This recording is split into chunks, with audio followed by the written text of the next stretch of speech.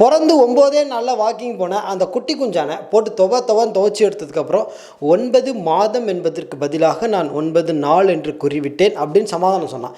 சரி போயிட்டு போடான்னு விட்டா இப்போ பல புதிய உருட்டுகளை கேமரா முன்னாடி வந்து உருட்ட ஆரம்பிச்சிருக்கான். இவன் அடிச்சும் பார்த்தாச்சு அவுத்தும் பார்த்தாச்சு, உன் என்னதான்டா பண்றது? எப்போவோ எடுத்த ஃபோட்டோஸ் எல்லாம் கொண்டு வந்து பார்த்தீங்களா நான் 16 நாள்லேயே சேரில் உட்காந்துருக்கேன் பார்த்தீங்களா அப்படின்னு மறுபடியும் உருட்டி விட்டுருக்கான். இது வந்து 16 நாள், நான் பிறந்து 16 நாளில் நான் சொன்னாங்களே நான் தனியாக உட்காருவேன், நானே சேரில் உட்காருவேன், நானே நடப்பேன். டேய் என்னடா மறுபடியும் அதே உருட்டிட்டு இருக்க? உட்காருவானா நடப்பானா? இதில் 6 மாசத்துல எடுத்த ஃபோட்டோ கொண்டு வந்து 16 நாள் எடுத்ததுன்னு வேற ஆதாரம்னு காட்டுறான். முளைச்சு இலையே விடல எவ்வளவு பெரிய வேலை பார்த்துட்டு போகுது பத்தியா? டேய் தம்பி மறுபடியும் சொல்றேன், 16 நாள்ல குழந்தைக்கு கழுத்தே நிக்காதரா, உனக்கு எப்பறம்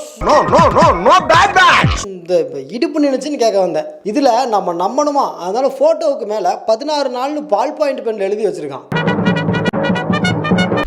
பார்வதி என் பிள்ளையோட அறிவு. ஒரு குழந்தை யாரும் தனியாக உட்கார முடியுமா சொல்லுங்களேன்? 16 நாளில் குழந்தைனால நடக்க முடியுமா?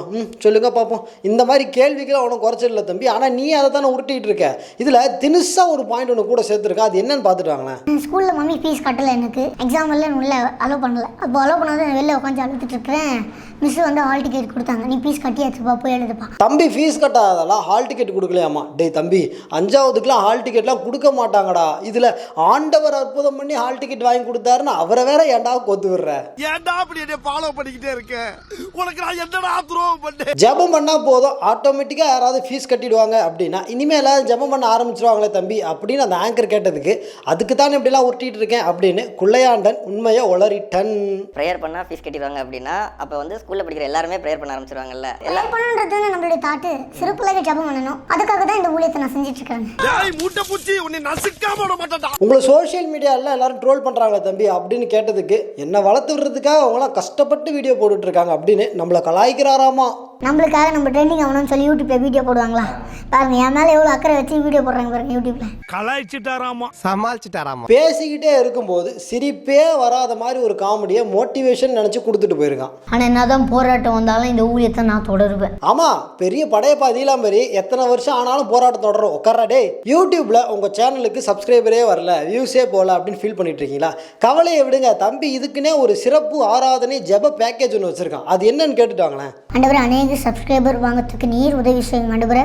அநேக பில்லியன் கணக்கில் ஆண்டவரே சப்ஸ்கிரைபர் அண்ட் லைக்ஸ் ஆண்டவரே வரத்துக்கு நீங்க உதவி செய்யுங்க. இது டேய் கடைசியில் எங்களையே உன் கஸ்டமரா மாத்த பாக்குறல நீ. எனக்கே விபதி அடிக்கலாம் பார்த்தல நீ. ஏண்டா ஆண்டவர்னா பரலோகத்தில் ஐடி கம்பெனியா வச்சு நடத்திட்டு இருக்காரு, யூடியூப் சேனலுக்குலாம் சப்ஸ்கிரைபர் ஏற்றி கொடுக்கறதுக்கு. இவ்வளோ நேரம் பேசிட்டு இருந்த தம்பி ஒரு இடத்துல அவன் புத்தியை தெளிவாக காட்டிட்டான். மற்ற மதங்கள்லாம் இருக்குல்ல, அந்த உள்ள கடவுள்களை நீங்க எப்படி பாக்குறீங்க? டேடி சொல்லிருக்காது அந்த ஆராதனை நம்ம பண்ணக்கூடாது.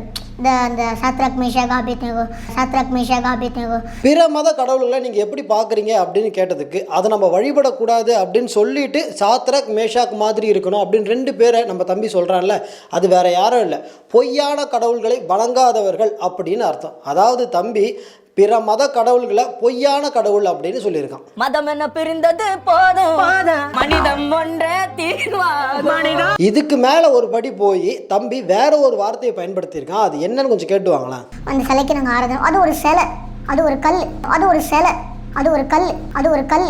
அது வெறும் சிலை, அது ஒரு கல். இதுக்கு நம்ம ஏதாவது பதில் சொன்னோம் அப்படின்னா நமக்கு பெயிண்ட் அடிக்கிற வேலையை பார்ப்பானுங்க. அதனால கட் பண்ணிடு. உங்க வீட்டு பிள்ளையா நினைச்சு எல்லாரும் என்னை மன்னிச்சிருக்க.